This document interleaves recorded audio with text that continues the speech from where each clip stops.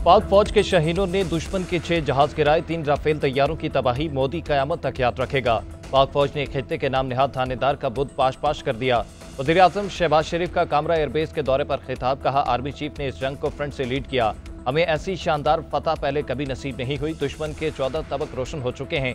अब मैली आंख से देखा तो पांव के नीचे से जमीन खींच लेंगे। दौरे के मौके पर army chief general Syed Asim Munir, air chief Zaheer Ahmed Babar Sidhu और वफाकी वज़रा भी वज़ीर आज़म के हमरा मौजूद थे।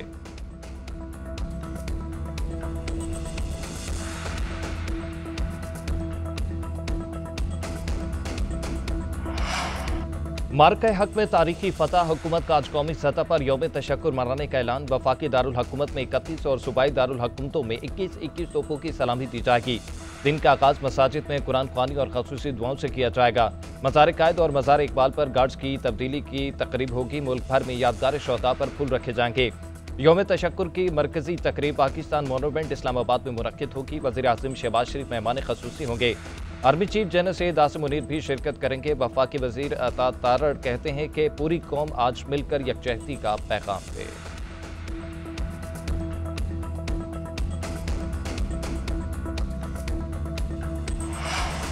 पाकिस्तान और भारत के दरमियान जंगबंदी 18 मई तक बढ़ा दी गई। सीज फायर करने की दरख्वास्त पाकिस्तान ने नहीं की थी।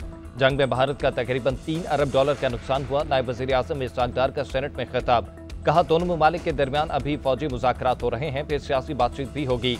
भारत से जामे मुज़ाकरात करेंगे। इसहाक डार की जानिब से एक बार फिर अपोजिशन को भी मिसाक मशरब की दावत।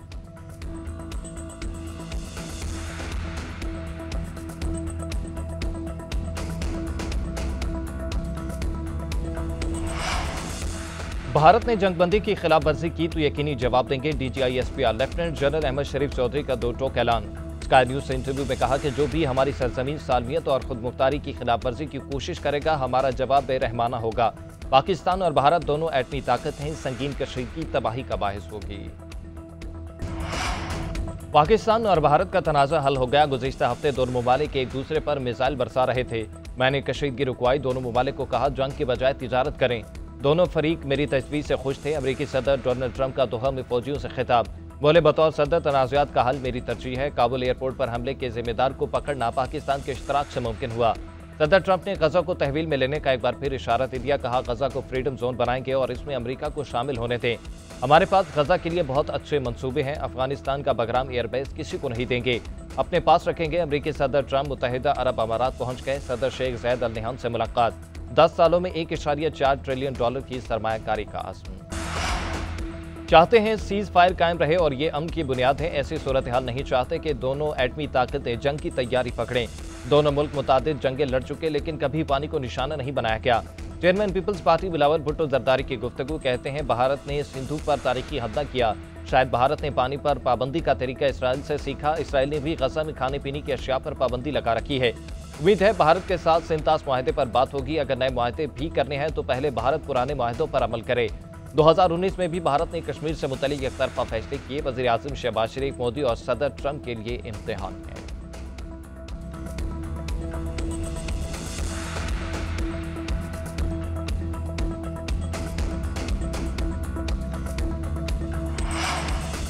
पाकिस्तान और भारत के DGMOs के दरमियान तीसरा राब्ता, दोनों ममालिक का सीज फायर बरकरार रखने पर इत्तफाक। गुज़िश्ता राब्ते में तय पाने वाले मामलात पर इत्तफाक राय किया गया। ज़रा के मुताबिक फ़रीक़ैन ने अमन व अमान को बरकरार रखने की अहमियत पर जोर दिया और मुफ़ाहमत के अज़्म का अदा भी किया। इससे कबल भी पाक फौज के मेजर जनरल काशिफ अब्दुल्ला और भारतीय फौज के लेफ्टिनेंट जनरल राजीव के दरमियान सीज फायर के बाद 2 बार राब्ता हो चुका है। पहला राब्ता 10 मई और दूसरा 12 मई को हुआ था। उधर सेक्रेटरी खारजा आमना बलोच की इस्लामाबाद में सफाती मिशन को हालिया पाक भारत अमूर पर ब्रीफिंग। 10 मई को होने वाली जंगबंदी पर अमल दरामद से मुतल्लिक बताया।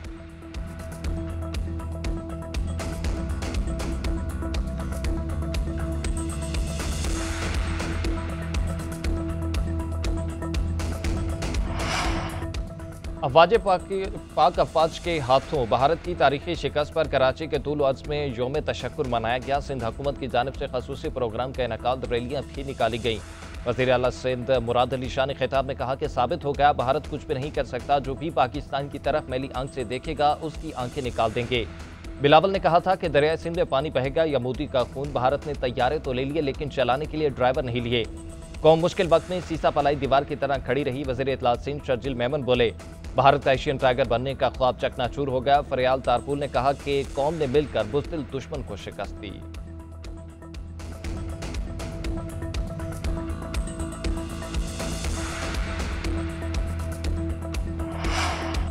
नफरत की सियासत खत्म हुई तो मुल्क मुत्तहिद होगा। अल्लाह की मदद से दुश्मन को धूल चटाई सियासी क़यादत के पाकिस्तान रेड लाइन होना चाहिए। वज़ीर आला पंजाब मरियम नवाज का किसानों में ट्रैक्टर तकसीम करने की तकरीब से खिताब। बोली, हमारे बारे में बातें हो रही थी, ये आपस में लड़ रहे हैं, इनकी मैशत भी तबाह है। अल्लाह ताला की मदद कभी भी बदनीयतों पर नहीं आती, तकसीम करने वालों पर नहीं आती। मुल्क सियासी और अस्करी क़यादत की अच्छी नीयत थी। मुल्क सलामती के लिए सब ने एक दूसरे का साथ दिया। दुनिया के अखबार लिख रहे हैं, पाकिस्तान की मैशत मौजज़ा बन गई।